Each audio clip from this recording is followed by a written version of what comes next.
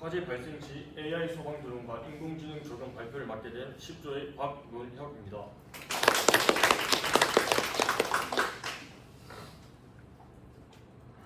네, 저희는 연구 배경, 그다음 연구 목표, 관련 기술, 결론 순으로 이제 말씀드리겠습니다. 첫 번째 연구 배경입니다. 표를 보시는 것처럼 해가 지나면서 대한민국 화재 사고 및 인명 피해가 줄어들지 않고 계속 유지되고 있는 것을 보실 수 있습니다.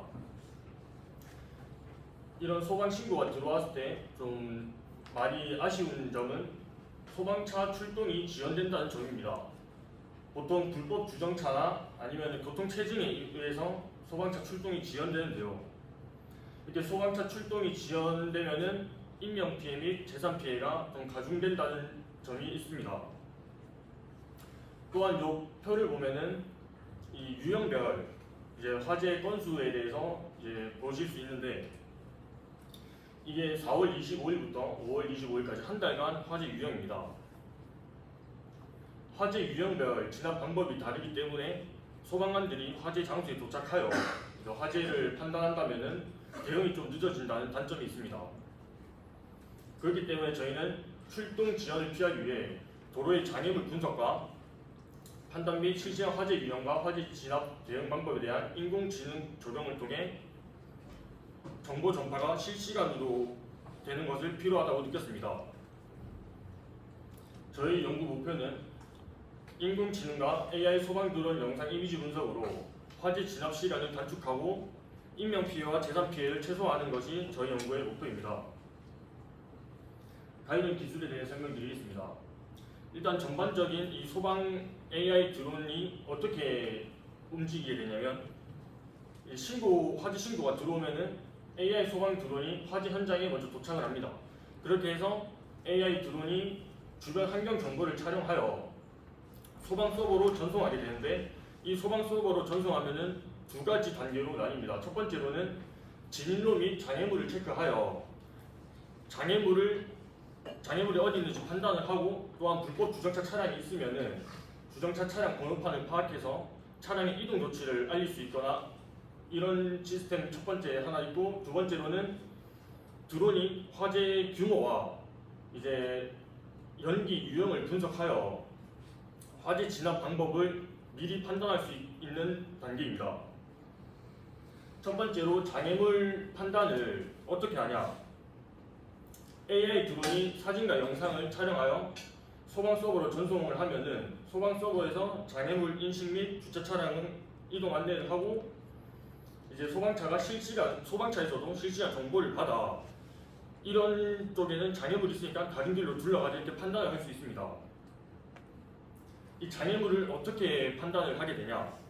물체 검출이라는 기술을 통해서 장애물을 판단하게 됩니다. 물체 검출이란 이미지 내에 존재하는 물체를 찾고 이들을 구분하는 기술입니다. 이 물체 검출을 하는 기술이 되게 다양하게 있는데 본 논문에서는 욜로 모델을 사용하였습니다. 욜로는 You Only Look Once의 줄임말이고 이미지를 한 번만 보고도 바로 이제 물체를 검출하는 딥러닝 기술입니다. 이미지를 한 번만 보고도 이 물체를 바로 검출을 할 수 있기 때문에 매우 빠른 속도가 장점입니다. 일단 이 욜로 중에서도 이제 가장 속도가 빠른 욜로 V5를 선택하였는데 이 욜로 V5의 전체적인 시스템은 이렇습니다. 첫 번째로 보시면은 이제 S 곱하기 S의 그리드를 이미지에다 지정하게 됩니다. 이 그리드는 이 사용자의 임의에 따라서 그리드가 지정되게 되는데 이 그리드가 지정이 된다면은 중간에 보시는 것처럼 두 가지 단계를 시행하게 됩니다. 밑에 거 먼저 말씀을 드리면 이 각 그리드마다 클래스 확률을 계산합니다. 그리고 가장 높은 확률의 클래스가 정해진다 이렇게 말을 적어놨는데 요거를 좀 간단하게 말씀드리면은 예를 들어서 지금 파란색 박스를 보시면은 전에 사진은 파란색 박스가 위치한 곳에 강아지 사진이 있습니다. 그러면은 한 그리드에 이 딥러닝 기술을 통해서 강아지의 비율이 좀 많은 것 같다 하면은 저 그리드는 강아지이다 라고 이렇게 확률을 좀 계산하는 것이고 위에를 보게 되면은 그리드를 기준으로 여러 개의 바운딩 박스를 표시합니다. 그 중에 가장 확률적으로 높은 것을 두껍게 표시한 다음에 이 두 가지 과정을 합쳐서 마지막으로 이 최종 물체를 검출하게 되는데요. 첫 번째 이 바운딩 박스를 어떻게 두껍게 좀 표시를 하냐, 이걸 좀 말씀드리면은, 예를 들어 임의로 7곱하기7의 그리드를 지정을 했다고 하면은 빨간색의 그리드를 기준으로 저 그리드보다 조금 더 큰 바운딩 박스를 두 개를 표시하게 됩니다. 그렇게 되면은 총 7곱하기7 그리드와 바운딩 박스 두 개에서 이 98개의 바운딩 박스가 생성되게 되는데요. 이 모든 바운딩 박스에 대해서 물체를 검출하게 되면은 시간이 굉장히 오래 걸리기 때문에 이 NMS라는 기술을 통해서 가장 신뢰도가 높은 바운딩 박스 하나만 남기고 그 바운딩 박스를 두껍게 처리합니다. 그래서 이 가장 신뢰도가 높은 바운딩 박스만 남기고 그 객체와 관련된 나머지 바운딩 박스는 이제 없애서 이제 마지막으로 결론적으로 저렇게 바운딩 박스가 나오게 되는 겁니다. 이 NMS에 대해서 좀 더 설명을 드리면, NMS 기술에서 중요한 두 가지가 있습니다. 첫 번째로는 컨피던스 스코어랑 두 번째는 IOU입니다. 컨피던스 스코어는 바운딩 박스에 대해서 점수를 매긴다, 이렇게 생각을 하시면 이해하기 편하실 텐데요. 좀 예시를 들어서 설명을 하자면은, 바운딩 박스 안에 고양이 머리가 굉장히 좀 많이 들어가 있다 하면, 저희가 만약에 고양이의 물체를 검출해야겠다 하면은 이 바운딩 박스 안에 고양이 머리가 많기 때문에 뭐 스코어 한 90 정도로 뭐 스코어를 주고, 만약에 고양이 귀만 나와 있고 나머지는 뭐 배경이다 이러면은 고양이 이 검출에 대해서 뭐 스코어 한 10이다 5 정도다 이렇게 판단하는 게 컨피던스 스코어이고요. 그리고 IOU는 실제 객체 위치 바운딩 박스와 저희가 앞서 각 그리드마다 바운딩 박스 두 개씩 그린다고 했는데, 그 예측한 바운딩 박스 이 두 개의 박스가 중복되는 이 영역을 판단하는 것이 IOU입니다. 이렇게 해서 왼쪽에 사진을 보시면은 굉장히 많은 바운딩 박스가 초기에는 생성이 되는데요. 이 모든 바운딩 박스에 대하여 기준 이하의 컨피던스 스코어를 가지는 바운딩 박스는 제거합니다. 왜 기준 이하의 컨피던스 스코어를 가지는 바운딩 박스를 제거하냐면은, 앞서 말씀드린 것처럼 고양이를 검출하려고 하는데 그리드 바운딩 박스 안에 고양이 귀만 나와 있고 나머지는 배경이다 하면은 사실 그건 고양이라고 볼 수 없기 때문에 이 기준 이하의 컨피던스 스코어를 가지는 바운딩 박스는 제거하고요. 두 번째, 가장 높은 컨피던스 스코어 바운딩 박스 하나를 기준으로 잡아서 다른 바운딩 박스 IOU와 비교해서 일정 IOU 이상이면 제거한다 이렇게 적혀 있는데, 왜 여기서는 이 일정 값 이상을 제거하냐면은, 일단 가장 확률이 이 스코어가 높은 바운딩 박스를 기준으로 다른 바운딩 박스와 IOU를 비교했을 때 점수가 높다면은 어차피 가장 높은 점수를 가진 바운딩 박스와 객체가 비슷하다는 의미를 가지기 때문에 똑같은 객체를 뭐 두 번, 세 번씩 하는 것보다는 한 번 하는 게 속도가 가장 빨라서 이제 일정 이상 IOU이면은 제거한다고 이제 설명을 드릴 수 있습니다.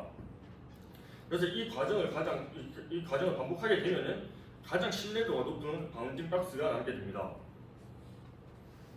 그렇게 해서 사진을 보시는 것처럼 뭐 이 진입로에 파라솔이 있거나 아니면 다른 장애물이 있으면은 욜로 V5 알고리즘을 사용하여 먼저 물체나 뭐 이 장애물을 탐지를 하고 실시간으로 소방서와 소방차에 정보를 제공하여 신속한 화재 진압을 가능하게끔 만듭니다.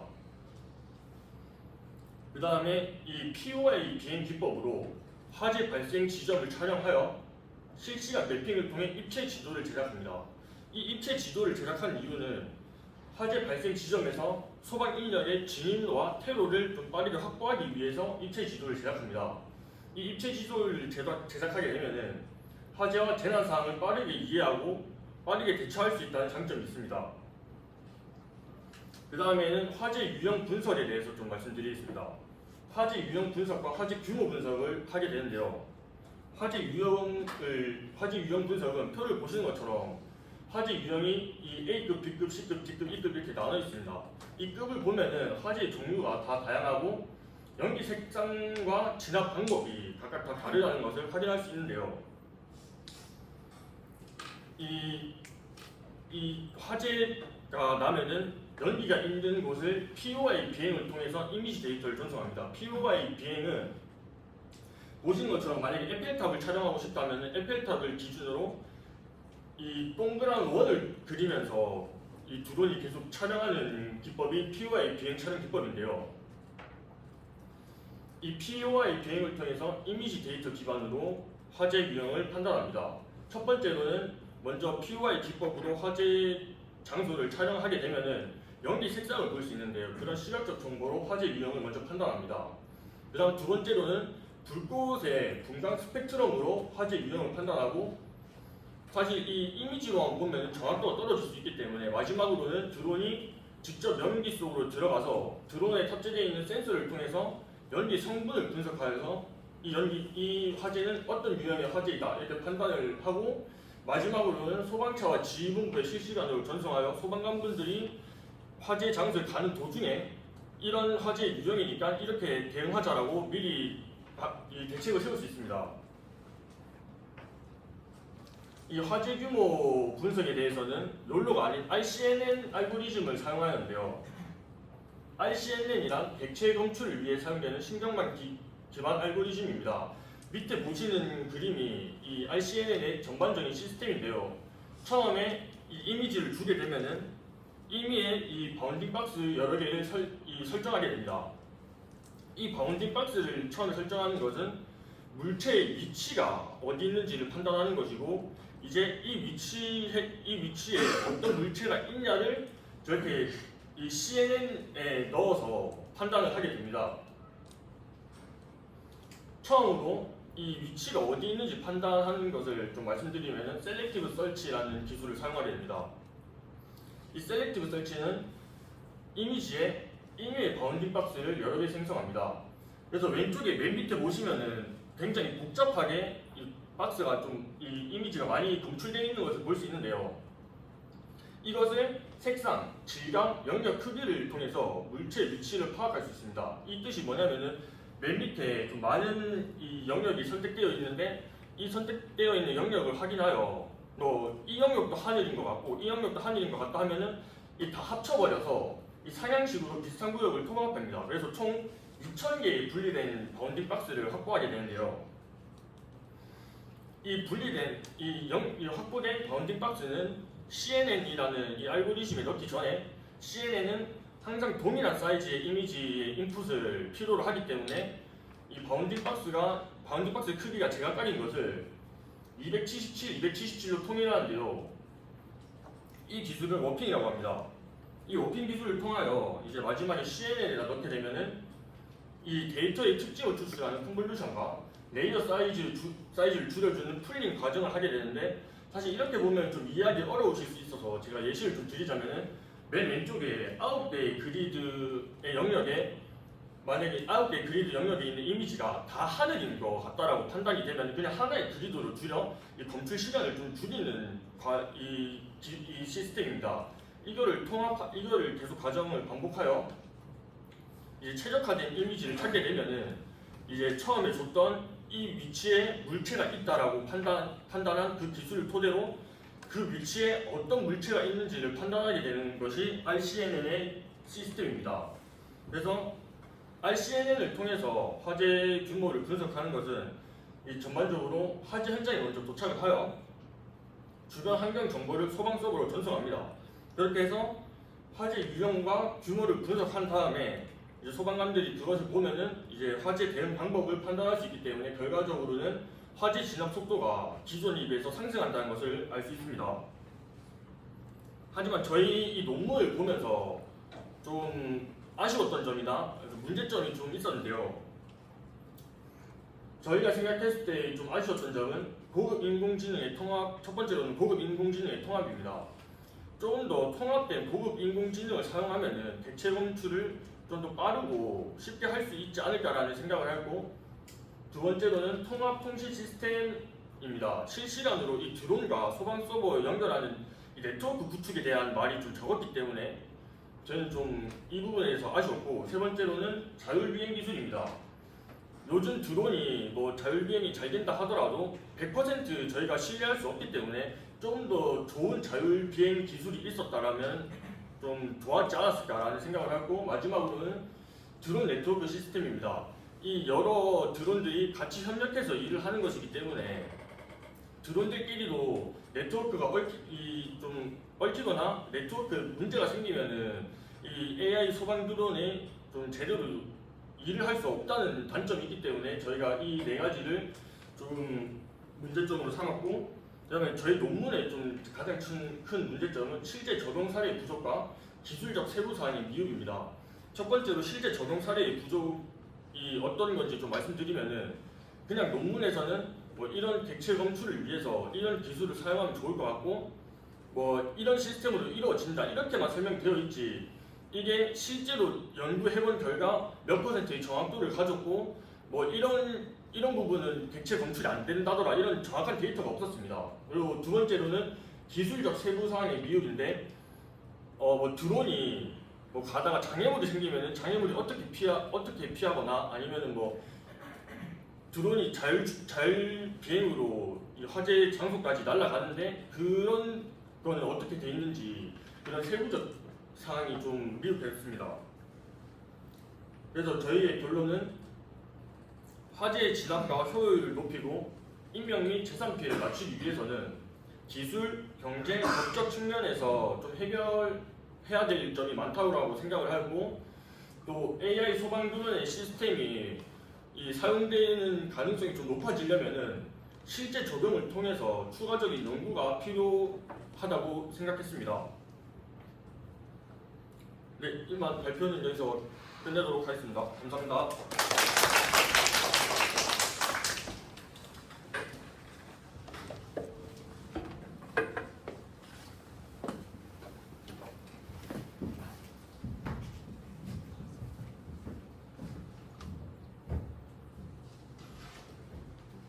질문 있으면 질문하세요. 16조의 김민규입니다.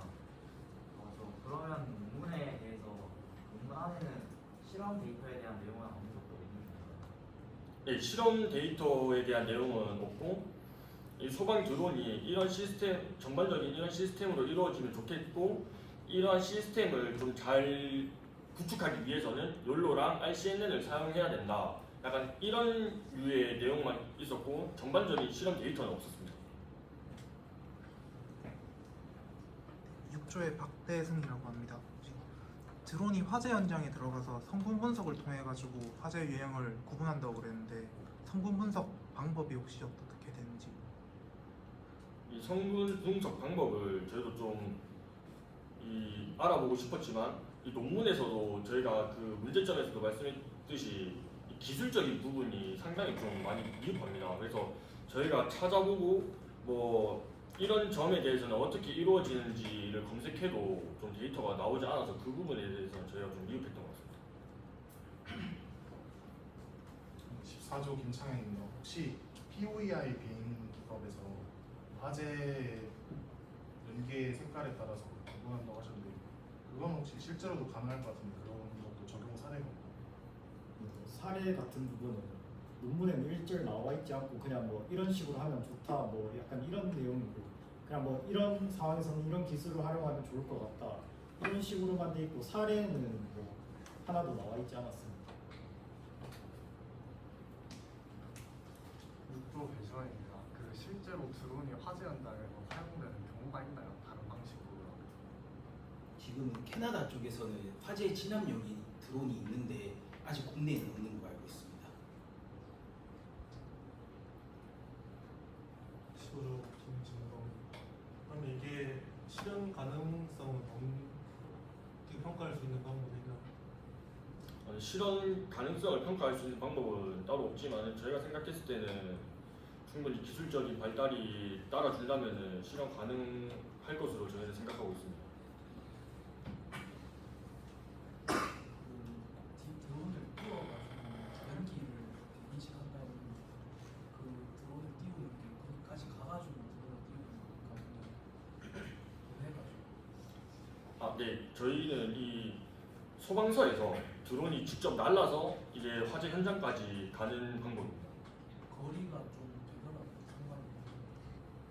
요즘 드론이 저희도 사실 이 어렸을 때 드론을 가지고 노는 걸 생각하면은 이 통신 거리도 굉장히 짧고 사실 비행 시간도 굉장히 짧습니다. 근데 요즘 드론은 굉장히 기술이 많이 발달해서 이 거리적인 부분이나 아니면은 이 비행 시간에 대한 부분도 많이 보완되었다고 논문에는 나와 있었습니다. 여기 실제 사례를 말씀드리면 두산에서 수소 드론으로 80km 2시간을 날아다닐 수 있는 두산에서 만들었고 SK에서는 18시간 비행이 되는 드론을 만들었다고 합니다. 네, 13조 김윤호입니다. 그 드론을 날리고 나서도 결국 처음에 그 제기해주신 문제가 소방차라든지 이런 게 오는데 시간이 오래 걸린다였던 것 같은데 드론을 띄워서 그 화재 현장을 본다고 했었을 때 결국 사람이 와서 불을 끄기 전까지의 그 시간 동안 드론이 조금 실용적으로 도움을 줄 수 있는 부분이 어떤 게 있는지 궁금해요.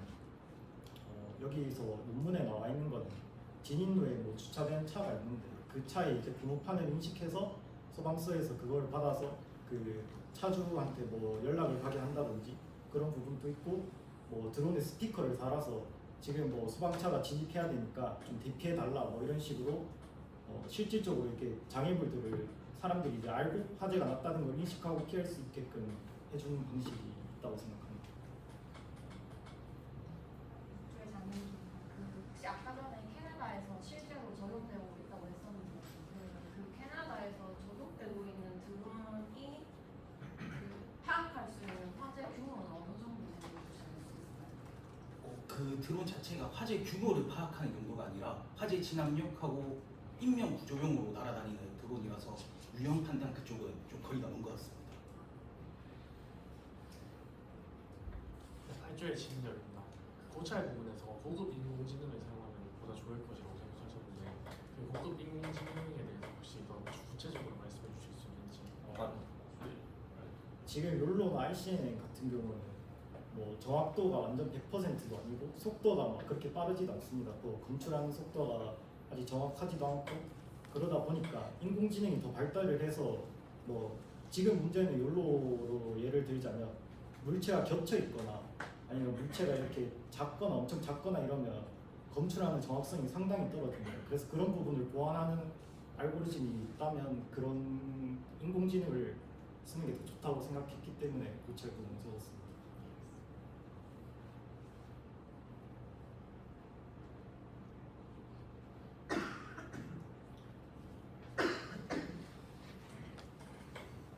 화재 현장 이 기술을 가지고 화재 현장 말고 다른 분야에 사용할 수 있을까요? 네, 저는 이 군대에서 사용될 수 있다고 생각을 했습니다.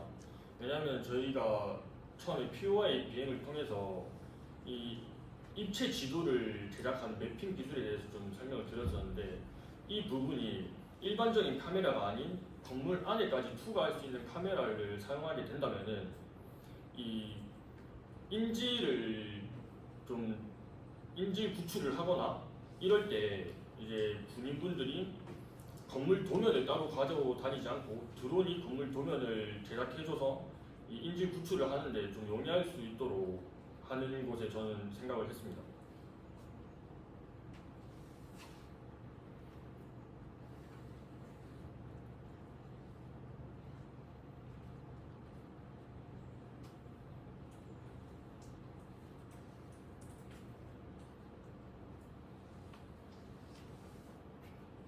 다른 쪽보다 많은 학생들이 질문을 해서 나도 질문을 여기서 끝내겠습니다.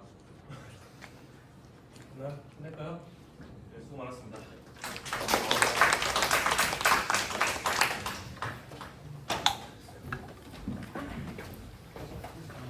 당장 끝날 거 아니고 몇 가지 물어볼게요.